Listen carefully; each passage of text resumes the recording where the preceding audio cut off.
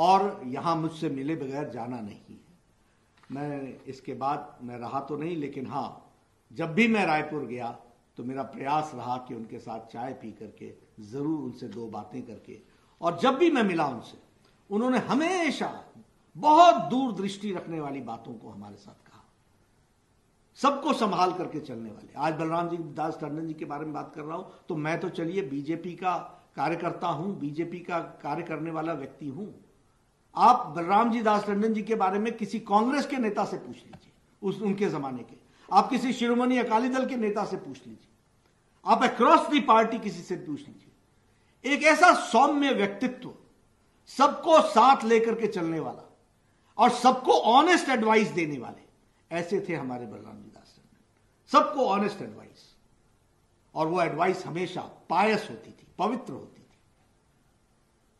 उनका ऑरा ऐसा था कि उनके सामने जाने से बड़े लोग कितने भी गुस्से में हों, वह उनके सामने आने के बाद वैसे ही शांत ठंडे मन से उनके साथ बातचीत करते हुए, और वो हंसते हंसते बड़े से बड़े जटिल समस्याओं का सुझाव करते हुए, और जो रास्ता बताते थे वो कार्यकर्ता लेने के लिए तत्पर हो जाता था। ये था उनका व्यक्तित्व। आज जब हम उनको याद कर रहे हैं, और जैसे मैंने कहा कि विचारधारा की बात है, अब ये मेमोरियल लेक्चर है, इसलिए मैं इस अवसर को, उस मेमोरियल लेक्चर में कुछ राजनीतिक और कुछ विषयों के बारे में डालने में मेरा लालच है, उसको मैं छोड़ूंगा नहीं और चूकूंगा भी नहीं, उसका अवसर का मैं उपयोग करूंगा।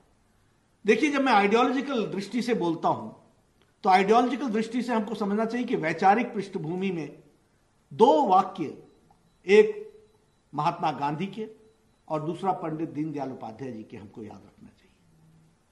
महात्मा गांधी जी से पूछा कि जब तुम सत्ता में होगे, या जब तुम्हारी कभी सरकार होगी, या तुम या हमारे लोग जब सरकार में होंगे, तो उनको किन बातों का ध्यान रखना चाहिए।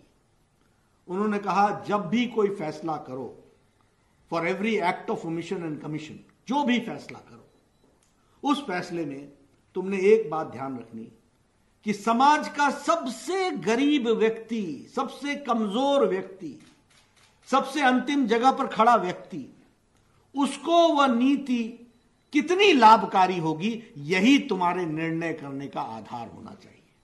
यह महात्मा गांधी ने कहा था।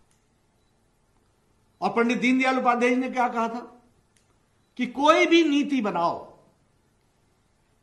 और किसी भी काम को करो, हमेशा ध्यान रखो कि समाज के अंतिम पायदान पर खड़ा व्यक्ति को उसका क्या लाभ है, वह कितना उससे मजबूत होता है, उसको कितनी ताकत मिलती है, वह कैसे आगे बढ़ता है, इसकी चिंता करो। और इसलिए महात्मा गांधी जी ने कहा कि नर ही नारायण है, उसी की सेवा करो और अंतिम व्यक्ति की सेवा करो। और दीनदयाल उपाध्याय जी ने कहा, अंत्योदय, अंतिम व्यक्ति का उदय करो। आज मुझे खुशी होती है कि जब मैं इन बातों की चर्चा कर रहा हूं, तो जिस आइडियोलॉजी के लिए बलराम जी दास टंडन जी ने अपना जीवन दे दिया, जिस आइडियोलॉजी के लिए, जिस विचारधारा के लिए बलराम जी दास टंडन जी अपने जीवन भर लगे रहे, आज उसको हम नरेंद्र मोदी जी के नेतृत्व में चलने वाली सरकार से साकार होते देख रहे हैं, उसको हम स्पष्ट रूप में पूरा होते हुए देख रहे हैं। यह बहुत ही महत्वपूर्ण बिंदु है, और मुझे लगता है कि बलराम जी दास टंडन जी के लिए भी, उनकी आत्मा की शांति के लिए भी, और उनके बताए रास्ते पर चलने के लिए आज भारत की सरकार मोदी जी के नेतृत्व में जिस तरीके से कर्तृत्व के साथ आगे बढ़ी है, वो हम सबको ध्यान में रखना चाहिए। और जब मैं ये कहता हूं कि अंत्योदय की बात, तो मैं ये सिर्फ कहने के लिए नहीं कह रहा हूं, सिर्फ बातों को रखने के लिए नहीं कह रहा हूं। इसके पीछे आधार है, जिस आधार को हमको समझना चाहिए।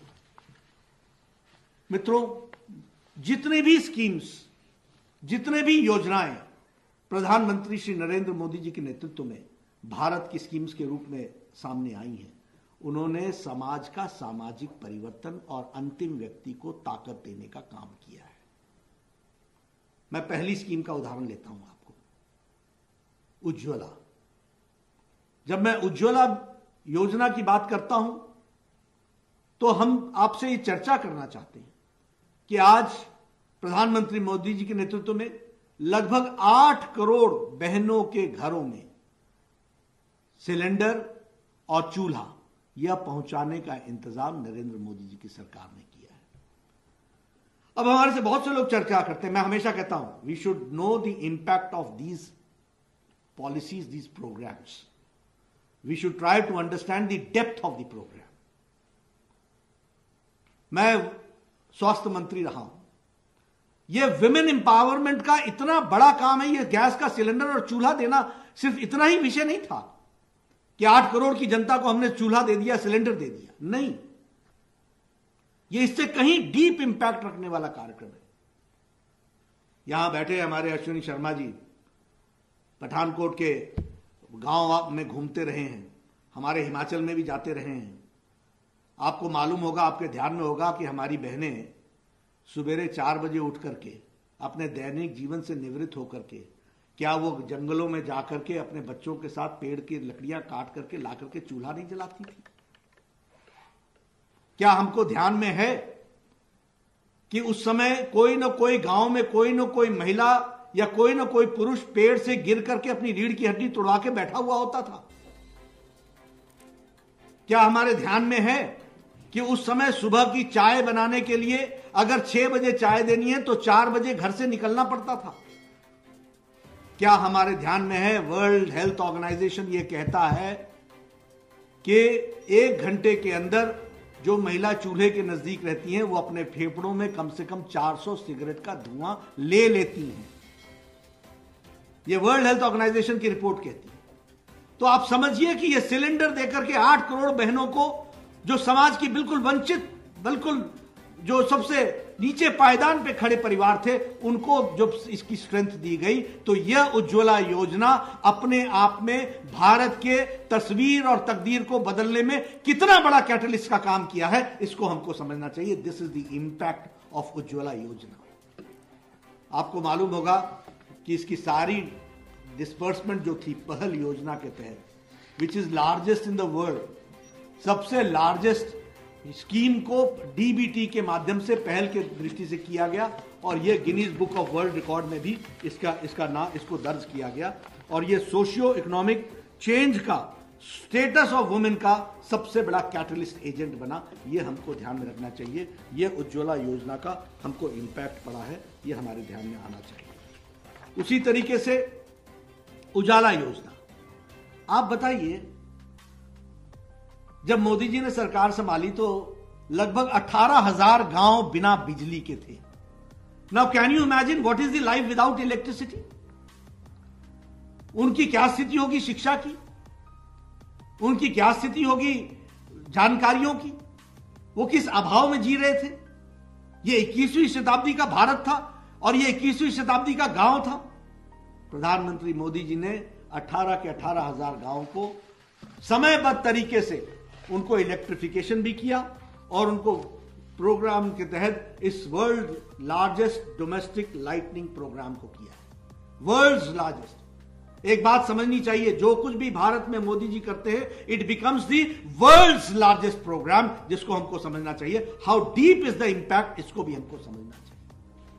उसी तरीके से अगर हम बात करें अपने उजाला योजना की, तो जहां हमने इलेक्ट्रिफिकेशन किया, वहीं LED bulbs, 32 crore LED bulbs और 71 लाख एलईडी ट्यूब्स और 23,27,000 हमारे एफिशिएंट, एनर्जी एफिशिएंट फैंस, इसका भी फ्री डिस्ट्रीब्यूशन किया गया। और यह फ्री डिस्ट्रीब्यूशन के माध्यम से लगभग 47.09 किलो वॉट्स आवर्स, यह हमारे को पर ईयर हमारी सेविंग हुई है। This has been the saving of electricity, जो हमको ध्यान में रखना चाहिए। इस तरीके का हमारे को ये पेटेंट टूल के माध्यम से यह सोशल चेंज आया है। आपको याद होगा कि प्रधानमंत्री जी ने स्वच्छता अभियान चलाया और उस समय चर्चा चली कि प्रधानमंत्री जी ये सफाई का अभियान ले रहे हैं, ये छोटे छोटे काम से क्या फर्क पड़ता है। आपको जानकर के आश्चर्य होगा कि 2014 में ओपन डेफिकेशन फ्री, जो मानवता के लिए एक अभिशाप था, जो मानवता के लिए एक अभिशाप था, हमारी बहनों को, हमारे बच्चों को सूर्यास्त का इंतजार करना पड़ता था अपने दैनंदिन जीवन के कार्य को करने के लिए, और सूर्योदय से पहले उनको अपना दैनंदिन जीवन पूरा करना पड़ता था, क्योंकि उनको घर से बाहर, गांव से बाहर, खेतों में जाना पड़ता था। 36% सिर्फ ओपन डेफिकेशन था, 36%। आज मोदी जी के नेतृत्व में 100% ओपन डेफिकेशन फ्री हो गया है। 100% ओपन डेफिकेशन फ्री, ODF हो चुका है। हर गांव में, हर जगह पर स्वच्छता की दृष्टि से, सैनिटेशन की दृष्टि से टॉयलेट्स का निर्माण हुआ है। 10 करोड़ 28 लाख टॉयलेट्स बने हैं, विच इज इक्वल टू 99.96%। यह है स्वच्छ भारत अभियान का इंपैक्ट।